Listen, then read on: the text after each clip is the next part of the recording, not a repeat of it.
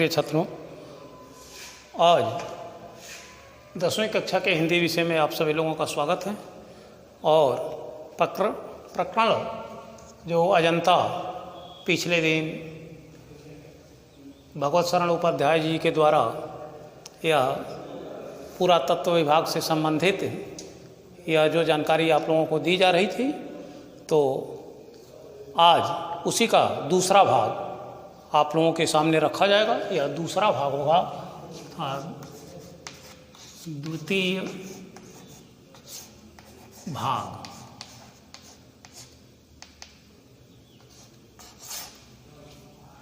तो दूसरे भाग में आज आप देखेंगे संदर्भ में कि आज से कोई 225 साल और को शनाख्त करते हैं इस गद्य अवतरण का।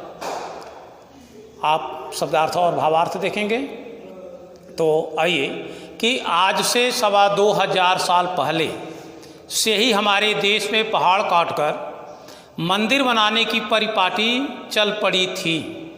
वर्तमान समय में लेखक बता रहे हैं कि आज से 225 साल अर्थात 2000 साल पहले, 225 साल पहले, बहुत पहले से ही हमारे देश में पहाड़ काटकर अर्थात लोग अपने को अमर बनाने के उद्देश्य से पहाड़ों को काट करके मंदिर बनाने की जो परिपाटी थी वह चल पड़ी थी। अर्थात मंदिर पहाड़ काटे जाते थे और उस पर मंदिर बनाए जाते थे कि आने वाले कई हजार 100 सालों तक हमें लोग अमर इसी माध्यम से बनाएंगे। आदमी का जीवन तो पिछले बार बताया गया था कि आदमी का जीवन तो बहुत कम समय के लिए होता है, लेकिन उसके द्वारा की गई कृतियों का समय बहुत अधिक दिन तक रहता है। और आदमी यदि अमर होता है तो अपने कृतियों के द्वारा ही।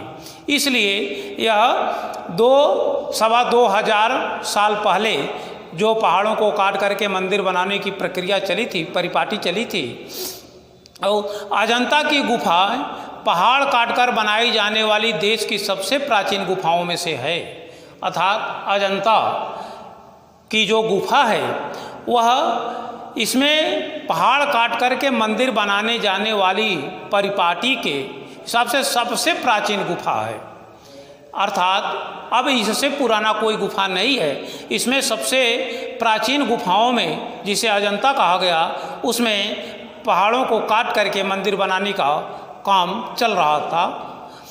जैसे एलोरा और एलिफेंटा की सबसे पिछले काल की, अर्थात एलोरा एलिफेंटा या उसी अजंता की तरह से दो जो बहुत प्राचीन काल की नहीं हुई, लेकिन सबसे प्राचीन काल की गुफाओं में अजंता का नाम आ जाता है।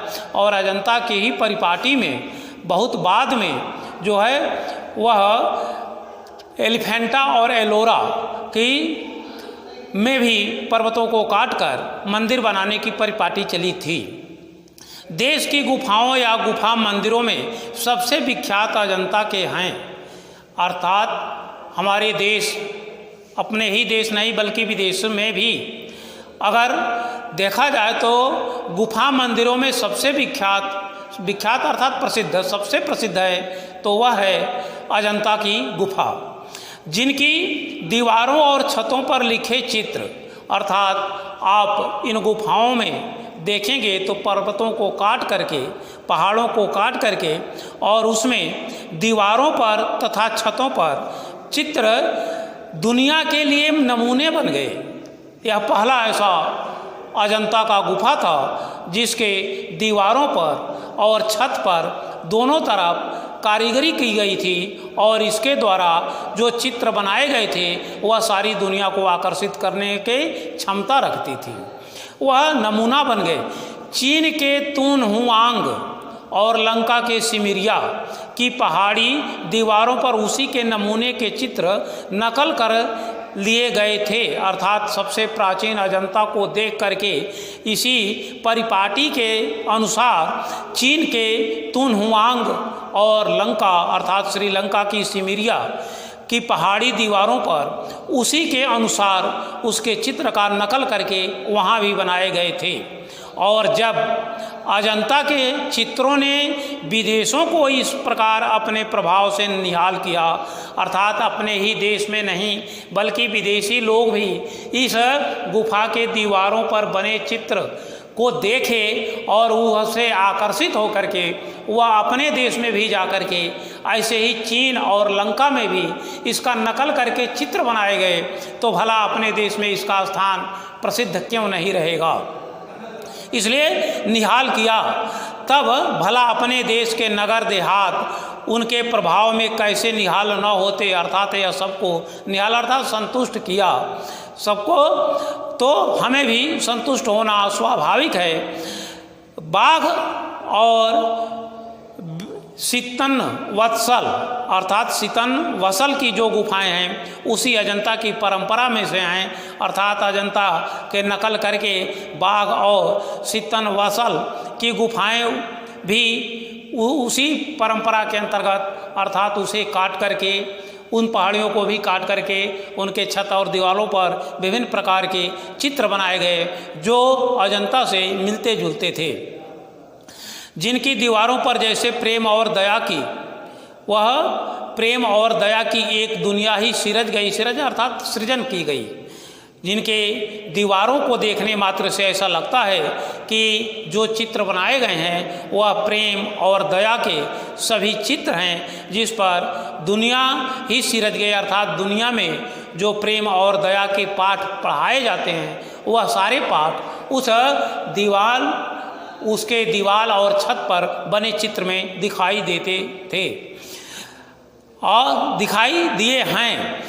और जैसे संग साजों ने उन गुफाओं पर रौनक बरसाई है, चितेरे जैसे रंग और रेखा में दर्द और दया की कहानी लिखते गए हैं, कलावंत छेनी से मूर्तें उभारते कोरते गए हैं, वैसे ही अजंता पर कुदरत का नूर बरस पड़ा है। अर्थात यहाँ कहा गया है कि जिस प्रकार से अजंता अर्थात विभिन्न पहाड़ियों के साथ साथ अजंता जो है उसके साथ जो संग साज अर्थात सामग्री सहायक सामग्री ने उन गुफाओं पर जो रौनक बरसा दी है, रौनक अर्थात सुंदरता रौनकता बरसाई है, चितेरे जैसे रंग और रेखा में जो चित्र बनाने वाले चितेरे थे उन्होंने जो रंग का प्रयोग किया, जिन रेखाओं को खींचा, उनके माध्यम से दर्द और दया की कहानी लिखते गए हैं। अर्थात वह चित्र नहीं है बल्कि दर्द और दया की कहानी है जो चित्रों के माध्यम से वहाँ बताई गई है। कलावंत अर्थात कलाकार छेनी से मूर्तें उभारते कोरते गए हैं, अर्थात कलाकार जो हैं वो अपने हथौड़े और छेनी से एक समतल अर्थात सरपट जो पहाड़ था उसे काट काट करके विभिन्न प्रकार के मूर्ति के रूप दे हैं जो उस पर कारीगरी करते गए हैं। वैसे ही अजंता पर कुदरत का नूर बरस पड़ा है। लगता है कि साक्षात प्रकृति जो है वह कुदरत को अपने तरफ से कोई बहुत बड़ी उपहार भेंट के रूप में दी है, अर्थात वह सभी उपहार प्रकृति की देन सी हो गई है। प्रकृति भी वहाँ थिरक उठती है, वह प्रसन्न होकर थिरक उठती है, नाचने लगती है, अर्थात प्रकृति भी इन कलाओं को देख करके वह प्रसन्न हो जाती है। बम्बई के सूबे में बम्बई और हैदराबाद के बीच यह दोनों विंध्याचल के पूरब पश्चिम चौड़ी पर्वतमालाओं अर्थात विंध्य पर्वत का पूरब से पश्चिम तक दौड़ती हुई और मुंबई से हैदराबाद के बीच जो पूरी तरह से उत्तर से दक्षिण की तरफ पहाड़ी पर्वतमालाएं की जो श्रृंखलाएं हैं उसके निचौधे पहाड़ों पर अर्थात निचले भागों पर एक सिलसिला उत्तर से दक्षिण चला गया है, अर्थात उत्तर दिशा से दक्षिण दिशा की तरफ चला गया है, जिसे हम सहयाद्रि कहते हैं। इसे अर्थात विंध्य पर्वत से जो आगे हैदराबाद तक पहुंचने वाली उत्तर से दक्षिण जाने वाली पर्वत श्रेणी जिसे हम सहयाद्रि के नाम से जानते हैं, अजंता के गुफा मंदिर उसी पहाड़ी जंजीर को सनाथ करती है। इसी बीच में उसे जो पहाड़ी जंजीर है अर्थात पर्वतों की एक श्रृंखला जो चली गई है, उसी पर्वत श्रृंखलाओं के में यह गुहा मंदिर अर्थात गुफाओं में बनाए जाने वाले मंदिर उसी पहाड़ी जंजीर को सनाथ करती है। अर्थात जो पहले अनाथ पड़ी हुई थी वह इस मंदिरों के कारण सनाथ जैसे दिखाई देती हैं। कहने का तात्पर्य है कि अजंता की जो गुफा है वह मंदिर निश्चित रूप से प्राकृतिक उपहार के रूप में प्राप्त हुआ है। भले ही उसे लोगों ने अपने आने वाली पीढ़ी को एक बहुत बड़े अमानत के रूप में विरासत के रूप में प्रदान किया है, जिसे आज भी हम सुरक्षित रखे हुए हैं। अजंता गांव से थोड़ी दूर पर पहाड़ों के पैरों में सांप सी लौटती वाधुर नदी कमान सी मुड़ गई है। जिस प्रकार से कमान अर्थात धनुष में जो कमान होता है उस कमान के अनुसार ही एक नदी है जिसका नाम है बाधुर। वह अजंता गांव के कुछ दूरी पर पैरों में सांप सी लौटती हुई जैसे सांप के तरह से इधर उधर दौड़ती हुई कमान के समान मुड़ी है। वही पर्वत का सिलसिला एकाएक अर्धचंद्राकार अर्थात आधे चंद्रमा के आकार का हो गया है।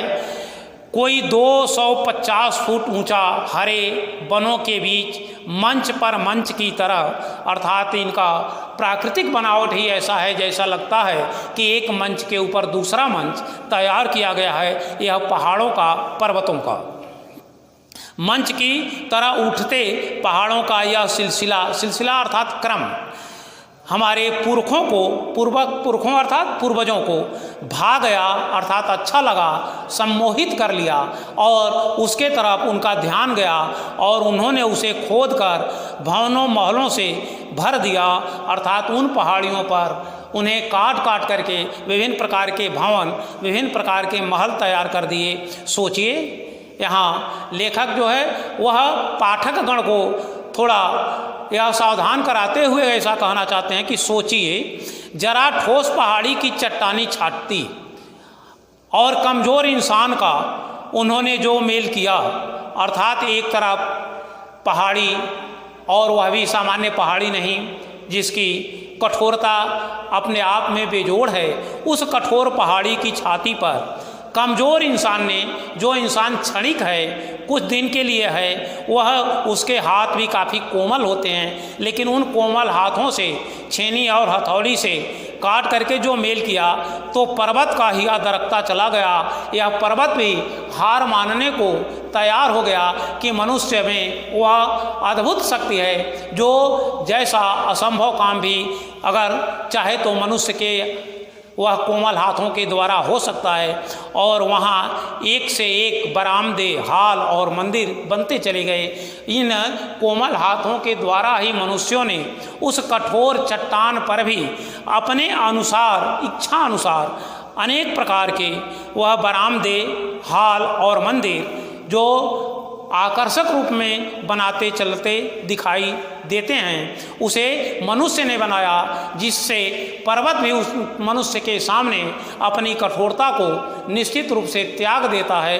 कहने का तात्पर्य यह है कि अजंता हमारे बीच में निश्चित रूप से वह एक हमारे पूर्वजों का विरासत है जो हमारे बीच में अभी आज भी उसी अस्थायी रूप में दिखाई देता है। और उसी आधार पर हम कह सकते हैं कि हमारे पूर्वज अभी आज भी अजंता, अलोरा, एलिफेंटा के रूप में हमारे बीच में अमर हैं, जो काफ़ी सदियों तक यह रहेगा। आज बस इतना ही, और फिर अगले वीडियो में इसके आगे आप लोगों को बताया जाएगा। आप लोगों को आज बहुत बहुत धन्यवाद।